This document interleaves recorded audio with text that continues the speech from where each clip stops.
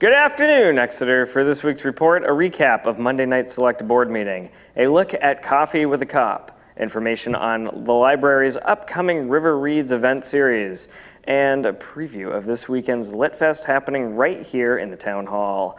I'm your host, Garrett Prey, and this is the Exeter Biweekly Report. Let's get started.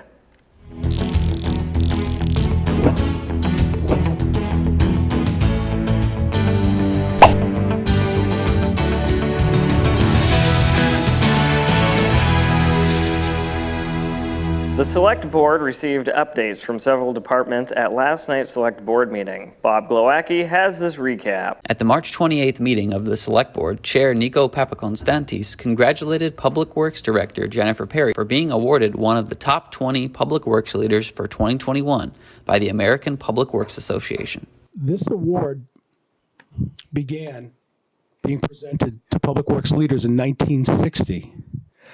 And I believe that Director Perry is probably the only director from Exeter to ever win this award. But I do know that since 1960, Director Perry is the only woman DPW director in New England to ever win this award. And that is very, very, very impressive, Jen.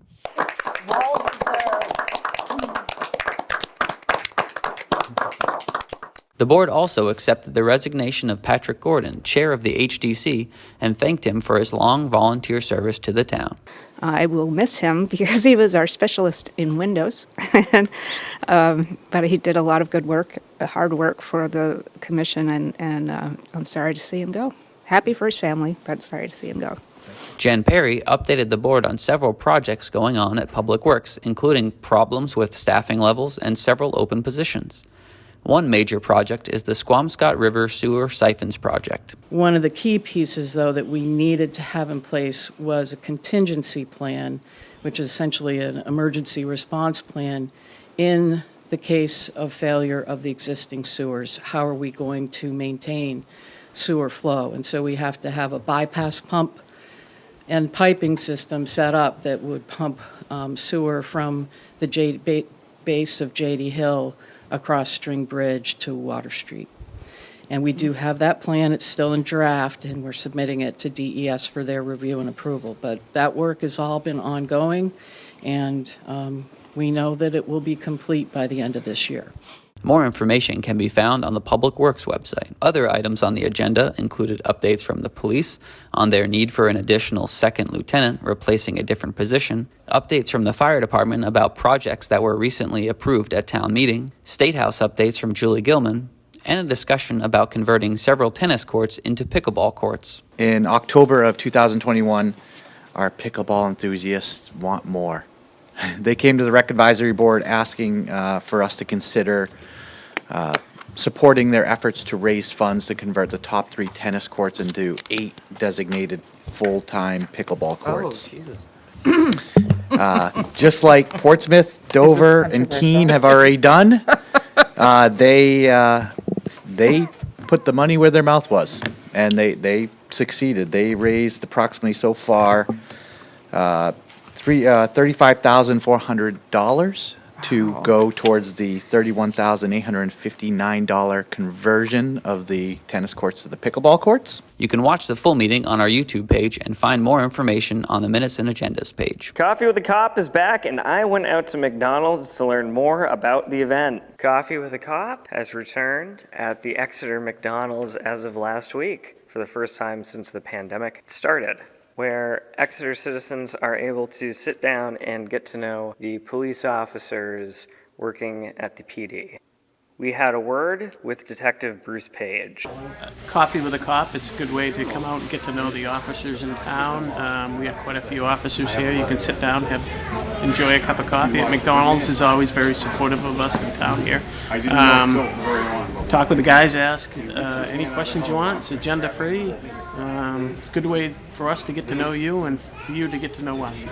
Today's turnout was great. I made some phone calls to some people I know in town, and they came down to support us and say hi. And there's always a big group down here in the morning, and they're super nice, super supportive of the police department. We appreciate it. The library received a grant from the American Library Association and will be hosting a series of talks inspired by civil rights activist John Lewis. We spoke with Chandra from the library to learn more about this series. Hello everyone, this is the Exeter Public Library here to tell you about a very exciting opportunity that we've got here in town for you. The Exeter Public Library is one of over 100 libraries to win a special grant called the Library Transforming Communities Grant, funded by the American Library Association and the American Library Association for Small and Rural Libraries.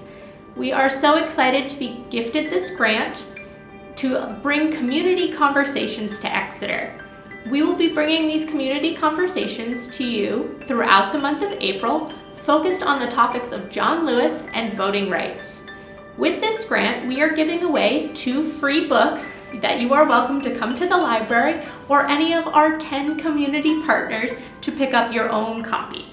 The first one is a biography of John Lewis called His Truth is Marching On.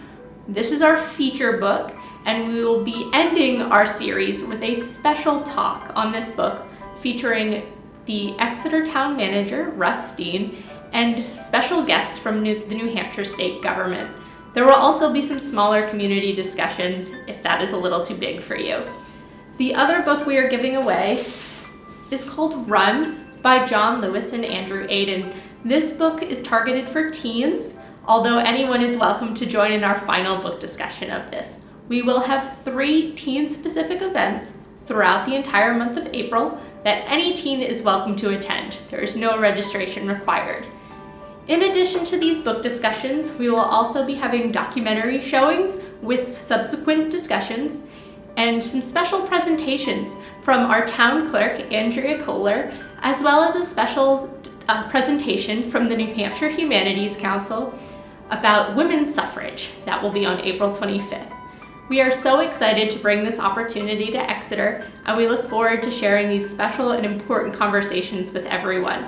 If you have any questions, please come by the library or contact us by phone or email with any questions and come into the library to pick up your book. We really look forward to working with you throughout this month, and keep an eye out for some more special community conversations afterward. And a special thanks again to the American Library Association and the Association for Rural and Small Libraries for funding this project. The Exeter Lit Fest is back and in person for 2022 and takes place tomorrow in the Town Hall. We spoke with event organizer and local author Renee Allen for more. I'm here setting up for the Lit Fest, which is coming this weekend, this Saturday. I'm putting some sticky things on the back of some student artwork. Some student just did some artwork for the birthday party of James Monroe Whitfield. It's his 200th birthday, and we're going to be celebrating it from 1 to 3 upstairs in the town hall. We've got programs going on downstairs too, all day long, 12 to 5 downstairs. You'll see all kinds of authors. The keynote is 2 gentlemen who write for James Patterson. And also downstairs, we've got an interesting live stream of the Crime Writers On podcast. This is a wildly popular podcast throughout the nation. So please make some plans to go down to the Lit Fest Saturday at the town hall, upstairs and down, from 12 to 5. It's free, open to the public. There's an elevator at the side and a ramp at the side, so it's handicap accessible. And you might just get a piece of free chocolate. That does it for this week's report. Thanks for watching. Be sure to like, share, and subscribe to help spread the word. We'll be back on April 15th with more local news and information.